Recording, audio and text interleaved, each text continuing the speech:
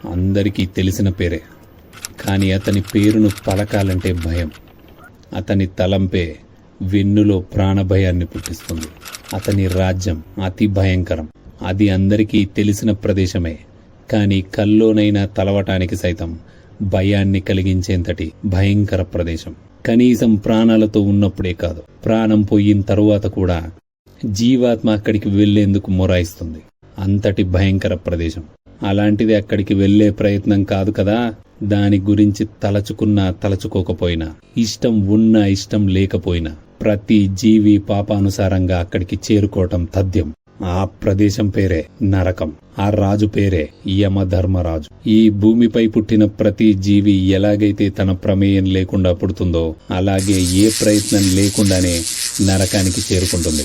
ఆ జీవి చేసుకున్న పాపపుణ్యాల ఆధారంగా స్వయంగా ఆ నరకమే యమకింకరుల రూపంలో వచ్చి ఈడ్చుకుంటూ వెళ్తుంది.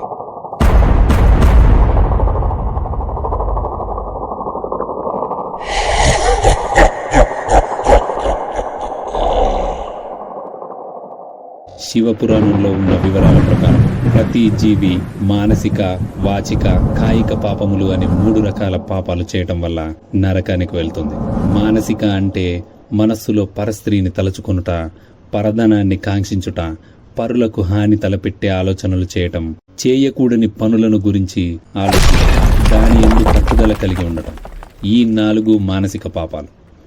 తరువాత వాచిక పాపములు అంటే అనుచిత ప్రేలాపము, గొప్పలు చెప్పుకోవడం, అసత్యమును చెప్పడం, అప్రియమును పలుకడం, పరోక్షములో కొండెమును చెప్పటం అంటే ఇతరులను గూర్చి పరోక్షంగా చాడీలు చెప్పటం. ఈ 4 వాచిక పాపములు. చివరిది కాయిక పాపం. తినకూడని పదార్థములను తినటం, హింసించడం, వ్యర్థ కార్యముల యందు లగ్నమవటం, పరద్రవ్యాన్ని అపహరించటం. ఈ 4 కాయిక పాపములు. ఆ విధంగా 12 విధాలైన ప్రధాన పాపములు ఉన్నాయి. వీటిలో గల అవాంతర భేదం వల్ల పాపములు అనంతం. వాటి వల్ల ప్రాప్తించే నరకయాతనలు కూడా అనంతం. శివుణ్ణి, శివభక్తులను, తల్లిదండ్రులను, గురువును, వేదాన్ని, బ్రాహ్మణులను, సత్పురుషులను, శాస్త్రాన్ని, గ్రహాలను, అన్నం పెట్టిన వాణ్ణి, పంచభూతాలను ఎవరైతే నిందిస్తారో వారికి నరకం నిశ్చయం. వేటాడటం, జూదమాడటం, సురాపానం చేయటం, దేవ బ్రాహ్మణ ద్రవ్యాపహరణ చేయటం, ఇతరుల ఆస్తికి నష్టాన్ని కలిగించటం ఇవి మహాపాతకాలు, నరకహేతువులు. ఆస్తిని పంచుకోవటంలో దాయాదులను మోసం చేయటం, దురహంకారాన్ని కలిగి ఉండటం, చేసిన మేలును మరచుట, ఇంద్రియ భోగములయందు అధికముగా ఆసక్తిని కలిగి ఉండటం, కన్యను లేదా పరస్త్రీని చెడగొట్టడం, జలములను కలుషితం చేయడం, మోసగించి వైద్యం చేయటం, స్వధర్మాన్ని విడిచి పరధర్మాన్ని స్వీకరించడం, తూకంలో మోసం, బాటసారులకు ఆటంకాన్ని కలిగించటం ఇవన్నీ మహాపాపాలు. పరోపకారమే పుణ్యం, పరపీడనమే పాపం. పుణ్యానికి ఫలం స్వర్గం, పాపానికి ఫలం నరకం. క్రియకు ప్రతిక్రియ, చర్యకు ప్రతిచర్య ఎలాగైతే ఉంటాయో అలాగే పాపాలు చేసిన వారికి నరక బాధలు కూడా తప్పవు. చేసే కర్మలు ఎప్పుడూ నిష్ఫలం కావు. అసలు నిష్ఫల కర్మలంటూ ఉండవు. అలా మొదట జీవుడు మరణించాక అతని పాపాలకు ఫలితంగా అతని యొక్క ప్రయాణం నరకం వైపుగా సాగుతుంది. జీవుడు తన భౌతిక శరీరాన్ని విడిచి బొటనవేలు పరిమాణంలో ఉన్న గాలి వంటి సూక్ష్మ శరీరాన్ని పొందుతాడు. అప్పటికే అక్కడికి చేరుకున్న యమకింకరులు ఆ సూక్ష్మ శరీరాన్ని బంధించి నరకానికి లాక్కుంటూ వెళ్తారు. గరుడ పురాణం ప్రకారం భూమికి, నరకానికి లేదా యమలోకానికి మధ్య దూరం 86,000 యోజనాలు. 1 యోజనము అంటే సుమారుగా 9 మైళ్ళు. యమభటులు చనిపోయిన వారి సూక్ష్మ శరీరాలను లాక్కుంటూ 48 రోజుల్లో ఈ దూరాన్ని చేరుకుంటారు. ఈ ప్రయాణ మార్గం అందరికీ ఒకేలా ఉండదు. కొందరిని భటులు తీసుకువెళ్తే కొందరు మాత్రం వారి పాపానుసారంగా ఒంటరిగానే నరకాన్ని వెతుక్కుంటూ వెళ్ళాలి. కనీసం వారికి దారిని చూపించేవారు కూడా ఉండరు. వారు వెళుతున్న దారిలో తనవారు కాదు కదా, కనీసం తోటి పాపాత్ములు కూడా కనుచూపు మేరలో కనిపించరు. దుఃఖం తన్నుకు వస్తుంది. అక్కడ వీచే గాలికి చెవుల్లో రుద పుడుతుంది. ఆ వేడి గాలుల వల్ల చెవుల్లో, ముక్కుల్లో నుండి రక్తాలు కారటం మొదలవుతుంది. నోరు ఎండిపోయి విపరీతమైన దాహం వేస్తుంది. ఆకలి విపరీతంగా పుడుతుంది. కానీ కనుచూపు మేరలో తాగుదామంటే నీళ్లుండవు, తిందామంటే గడ్డి కూడా దొరకదు. ఆఖరికి తిరిగి తిరిగి ఆకలి బాధను భరించలేక చద్దామనుకుంటే చావు కూడా రాదు. అప్పుడే అర్థమవుతుంది చావును ప్రసాదించే మరణ దేవతని దేవత అని ఎందుకంటారో. ఈ బాధ కన్నా మరణం ఎంత సుఖంగా ఉంటుందో అప్పుడే అర్థమవుతుంది. మరణమా రా అంటూ దిక్కులు పిక్కటిల్లేలా అరిచిన, భక్తితో మనసారా చావుని ఆహ్వానించిన మరణదేవత కనికరించదు. దూరంగా కనిపిస్తున్న ఎండమావులను చూసి భ్రమపడుతూ గొంతు తడుపుకోవడం కోసం ఆగకుండా వెళుతూనే ఉంటారు. అప్పుడు తెలుస్తుంది, బ్రతికి ఉండగా తను ఈ తీరని కోరికలు అనే ఎండమావుల కోసం ఎందరిని మోసం చేశాడో, ఎన్ని పెడదారులు తొక్కాడో అన్నీ గుర్తొస్తూనే ఉంటాయి. అయినా నడక ఆపటానికి వీలుండదు. నిలవటానికి నీడ కూడా దొరకదు. ఆగటానికి చల్లని నేల ఉండదు. ఎక్కడ అడుగు పెట్టినా అడుగడుక్కి కాళ్ళలో ఇనుప ముళ్ళుల వంటివి దిగుతుంటాయి. కత్తి కన్నా పదునైన రాళ్ళు దిగబడుతుంటాయి. అయినా సరే అరికాళ్ళు అరిగిపోయినా, మోకాళ్ళు విరిగిపోయినా నడక మాత్రం సాగించక తప్పదు. ఆ నేల అడుగడుగున వేడి సెగలను కక్కుతూ కాళ్ళు కాలిపోయేలా చేస్తుంది. ఎన్ని రోజులు ఎన్ని సంవత్సరాలు ప్రయాణం చేసినా చుక్క నీరు కూడా దొరకదు. పైగా తాను చేసిన పాపాలు ప్రాణం పోసుకుని ప్రేతరూపాలుగా మారి తన వెంటే తిరుగుతూ వాటి పొడవాటి ముక్కులతో పొడుస్తూ ఉంటాయి. ఆ భయంకర రూపాలు పదే పదే గత జన్మలో చేసిన పాపాలను గుర్తు చేస్తుంటే, అన్ని జన్మల పాపాలు తిరిగి గుర్తుకు వస్తుంటే ఏడ్చి ఏడ్చి గొంతు తడారిపోయినా, శరీరంలోని చివరి రక్తపు బొట్టు అయిపోయే వరకు ఏడ్చిన, ఒంట్లోని రక్త కణాలు చిట్లిపోయేలా ఆవేశపడిన, గొంతు పగిలిపోయేలా అరిచిన, క్షణానికి బాధ రెట్టింపు అవుతూనే ఉంటుంది తప్ప ఏ ఉపయోగం ఉండదు. ఆ బాధను పంచుకోవడానికి సైతం తన అనేవారు లేక తను పడుతున్న బాధను వర్ణించడానికి మాటలు చాలు. తాను చేసిన పాపాలు ఆ పాపకాలం పూర్తయ్యే వరకు తాను చేరవలసిన గమ్యాన్ని చేరుకోకుండా వచ్చిన దారిలోనే మళ్లీ మళ్లీ తిరిగేలా చేస్తాయి. చివరికి తనలో తానే ఏవేవో మాట్లాడుకుంటూ ఒక పిచ్చివాడిలా కాసేపు పారిపోవాలనే ప్రయత్నంలో గట్టిగా అరుస్తూ, కేకలు పెడుతూ, పరిగెడుతూ, కాసేపు నడుస్తూ, పడుతూ, లేస్తూ ఎటో వెళ్తుంటాడు.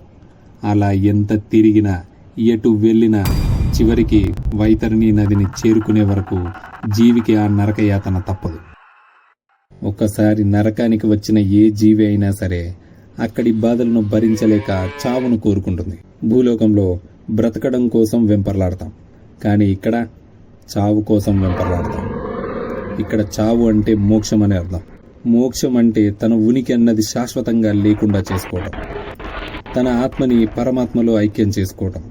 అంటే ఇక ఆ ఆత్మకి ఎటువంటి ఆలోచన జ్ఞానం కానీ, స్పర్శ కానీ, స్పృహ కానీ లేని స్థితికి చేరుకోవడం. ఆ జీవికి మళ్ళీ మరో జన్మ అంటూ ఉండకపోవటాన్నే మోక్షం అంటారు. కానీ ఆ మోక్షం అనేది అందని ద్రాక్షే. ఏ జీవి అయినా కోరుకోవడం సులభమే, కానీ పొందాలంటే ఎంతో పుణ్యం చేస్తే తప్ప అది సాధ్యం కాదు. అతను ఎటువంటి పాపాలు చేయనివాడై మానసికంగా పూర్తిగా పరిపక్వత చెందిన వాడికి మాత్రమే సాధ్యం. అలా నరకద్వారాల వైపు ప్రయాణిస్తున్న మరికొందరు పాపాత్ముల విషయానికి వస్తే, యమదూతలు ఇతర నరకలోకాలలో పాపాత్ముల సూక్ష్మ శరీరాలను విపరీతమైన హింసకు గురి చేస్తారు. మరణించే ముందు వరకు ఆ జీవులు చేసుకున్న పాపపుణ్యాలను బట్టి వారు విధించే శిక్షల్లోని తీవ్రత పెరుగుతూ ఉంటుంది. తాము వెళుతున్న దారిలో భటులు ఎందరో పాపాత్ములను తాళ్లతో కట్టి ఈడ్చుకుంటూ వెళ్తుంటారు.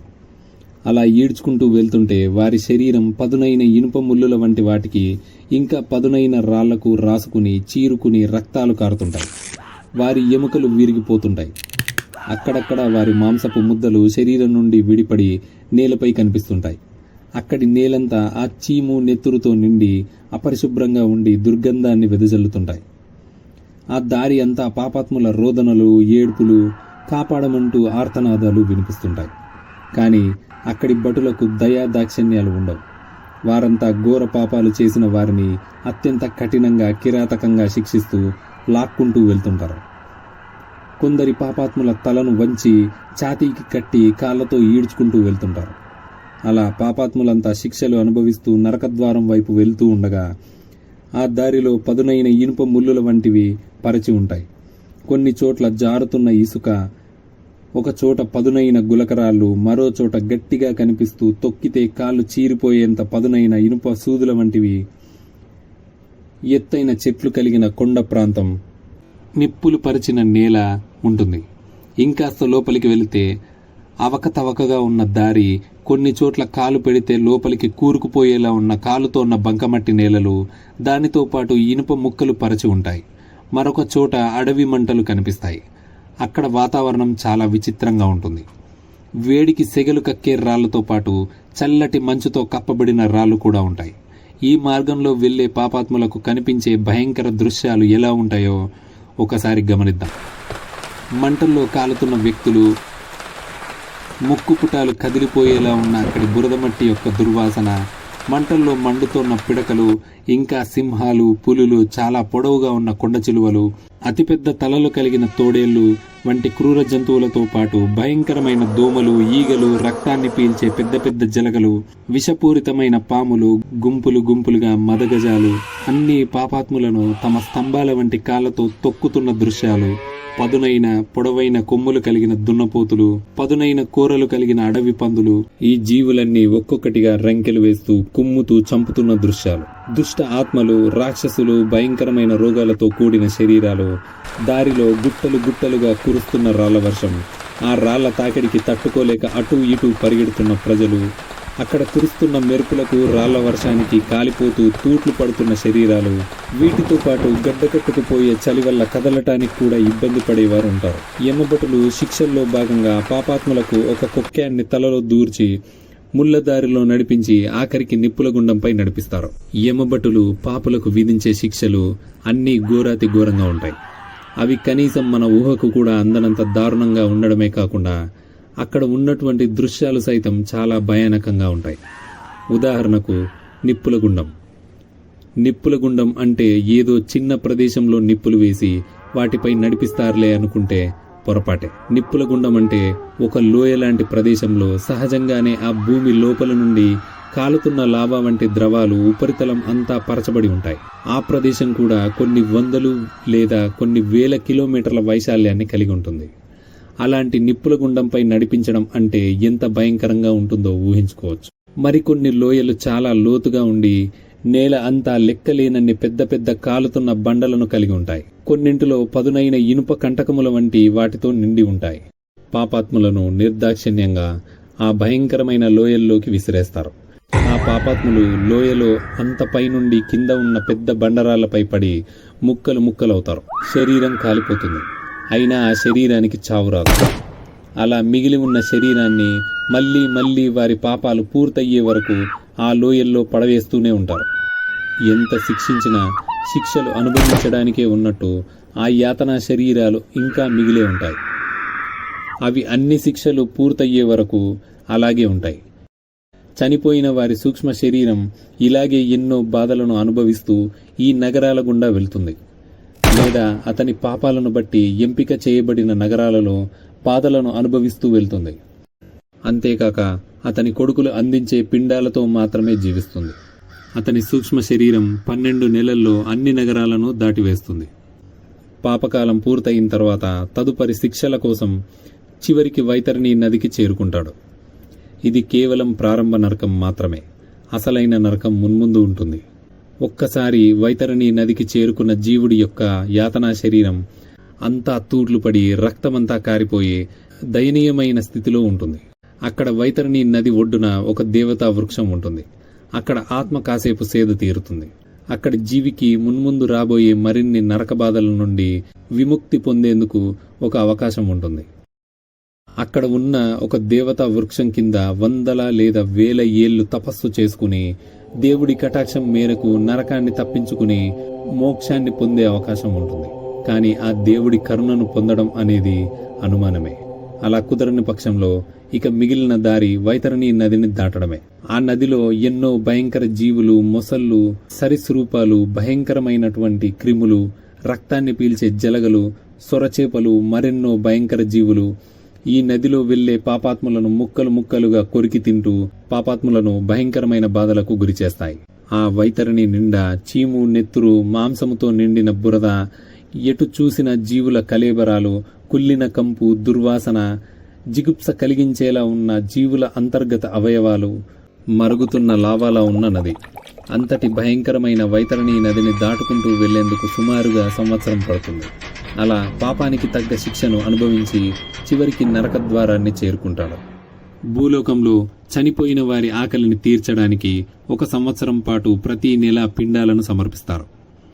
అయితే మొదటి 48 రోజుల్లో చనిపోయిన వారికి ఏది నైవేద్యంగా పెట్టినా అది చనిపోయిన వారి ఆకలిని తీర్చడమే కాకుండా భూమి నుండి యమలోకానికి ప్రయాణించేటప్పుడు వారు పడే బాధలను తగ్గిస్తుంది. చనిపోయిన వారి ఆకలి మరియు దాహం 11వ మరియు 12వ నెలల్లో గరిష్ట స్థాయికి చేరుకుంటుంది. ఈ 2 మాసాల శ్రాద్ధాలలో వేద పండితులకు అందించే ఆహారం మీదే సూక్ష్మ శరీరం ఆధారపడి చివరికి సంతృప్తి చెందుతుంది. మొదటి సంవత్సరంలో నెలవారీ వేడుకలు ముఖ్యమైనవిగా గరుడ పురాణంలో చెప్పబడింది. ఎందుకంటే చనిపోయిన వ్యక్తి తన బంధువులకు సమర్పించే నైవేద్యాల ఆధారంగా మాత్రమే శక్తిని పొందుతూ ఉంటాడు. మరణించిన మొదటి సంవత్సరం చివరిలో అతని కొడుకు తన పేర చేసే కర్మకాండల వల్లే అప్పటి వరకు